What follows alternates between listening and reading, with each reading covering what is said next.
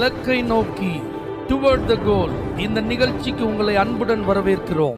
Praise the Lord. ஆண்டவராகிய இயேசுவின் இனிய நாமத்தில் உங்கள் எல்லாருக்கும் இந்த புதிய நாளில் அன்பின் வாழ்த்துக்கள். அப்போஸ்தலருடைய நடபடிகள் 19ஆம் அதிகாரம் 2ஆம் வசனம். நீங்கள் விசுவாசிகளான போது பரிசுத்த ஆவியை பெற்றீர்களா என்று கேட்டார். அப்போஸ்தலனாகிய பவுல் எபேசு பட்டணத்திற்கு வந்தபோது அங்கே சில சீஷர்களை கண்டான். அவங்களை பார்த்த உடனே இந்த கேள்வியை கேட்டார் அப்படின்னு சொல்லி நம்ம பார்க்கணும். அவங்க சொல்றாங்க, அப்படி ஒரு காரியத்தை நாங்கள் கேள்விப்படவே இல்லை. அப்ப பாருங்க, இதுக்கு அப்புறம் அந்த பரிசுத்த ஆவியானவரை குறித்த காரியங்களை அவர்களுக்கு விளக்கி அவர்களுக்காக ஜெபித்த போது கர்த்தர் பரிசுத்த ஆவியினால் அவர்களை நிரப்பினார். மேலும் பவுல் யார் தலை மேலெல்லாம் அவன் கை வைத்து ஜெபித்தானோ அவங்க அத்தனை பேரும் பரிசுத்த ஆவியின் வல்லமையினால் நிரப்பப்பட்டார்கள். ஏறக்குறைய அவங்க 12 பேரா இருந்தாங்க அப்படின்னு சொல்லி பைபிளை பார்க்கணும். இன்று பரிசுத்த ஆவியின் நாள். திருச்சபை முழுவதும் பரிசுத்த ஆவியின் நிறைவை கொண்டாட வேண்டிய ஒரு நல்ல நாள்.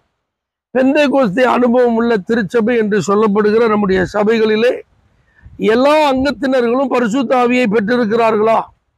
இந்த கேள்வி உங்க எல்லாரையும் பார்த்து கேட்கப்பட்டால் உங்களுடைய பதில் என்ன? பரிசுத்த ஆவியானவர் யார் என்பதை நீங்கள் அறிந்திருக்கிறீர்களா? திருத்துவத்தில் 3ஆம் நபர். அவர் நமக்குள் தங்கி வாசம் பண்ணுகிறார். அவர் நமக்குள் தங்கி வாசம் பண்ணுகிறார் என்பதோடு கூட நின்று விடாமல் அவர் நம்மை இயக்குகிறார், நடத்துகிறார். நமக்காக நம்முடைய பலவீனங்களிலே வேண்டுதல் செய்கிறார். நாம் வேண்டிக் கொள்வது இன்னதென்று அறியாமல் இருக்கும்போது வாக்கு கடங்காத பெருமூச்சுகளோடு அவர் நமக்காக அவர் பரிந்து பேசுகிறார். நம்முடைய பலவீனங்களிலே நமக்கு உதவியாய் இருக்கிறார், கண்டிக்கிறார், உணர்த்துகிறார், சத்தியத்திற்குள்ளே நடத்துகிறார். இப்படியெல்லாம் போதனைகளை கேள்விப்பட்டிருக்கிறோம். ஆனால் அனுபவிக்கிறவர்களா இருக்கிறோமா? பரிசுத்த ஆவியின் வல்லமையை நாம் பெற்றிருக்கிறோமா? அந்த அபிஷேகத்தினால் நாம் நிரப்பப்பட்டிருக்கிறோமா? இது நமக்கு கொடுக்கப்பட்ட வாக்குத்தத்தம் அல்லவா? அதற்காக எருசலேமிலே காத்திருங்கள் என்று சீஷர்களுக்கு கட்டளையிடப்பட்ட போது அவர்கள் காத்திருந்து இந்த பரிசுத்த ஆவியை பெற்றுக்கொண்டது போல நீங்கள் காத்திருந்து இந்த பரிசுத்த ஆவியை பெற்றுக்கொள்ள ஆயத்தமா? இந்த வாக்குத்தத்தம் பண்ணப்பட்ட பரிசுத்த ஆவியானவர் கடைசி நாட்களிலே மாம்சமான யாவர் மேலும் என் ஆவியை ஊற்றுவேன் என்று வாக்களித்தவர் அந்த மேல் வீட்டறையில் அமர்ந்து காத்திருந்த 120 பேர் மேலும் வந்து இறங்கினாரே. தேவன் பட்சபாதம் உள்ளவர் அல்லவே என்று கொர்நேலியு வீட்டிலே பேதுரு பிரசங்கித்துக் கொண்டிருக்கும் போதே பரிசுத்த ஆவியின் வல்லமை எல்லார் மேலும் இறங்கி அவர்கள் அந்நிய பாஷைகளிலே பேசி கர்த்தரை துதித்தார்களே. இப்படிப்பட்ட உன்னத அனுபவங்களை உண்மையிலேயே நீங்கள் வாஞ்சிக்கிறீர்களா? ஏற்கனவே பரிசுத்த ஆவியை பெற்றிருந்தாலும் ஆவியிலே நிறைந்தவர்களாய் நீங்கள் இருக்கிறீர்களா? புதிய பாஷைகளை பேசும் கிருபைகள் உங்களுக்கு கிடைத்திருக்கிறதா? ஆவியின் கனி வரம் உங்களுக்குள் இருந்து செயல்படுகிறதா? விசுவாச பிள்ளைகளே, தேவனை ஆராதிக்கிற பெந்தேகோஸ்தே திருச்சபை விசுவாசிகளே, இதெல்லாம் இன்றைக்கு நம்மை பார்த்து கேள்விகளாக கேட்கப்பட்டால் நாம் என்ன பதில் கூற இருக்கிறோம்?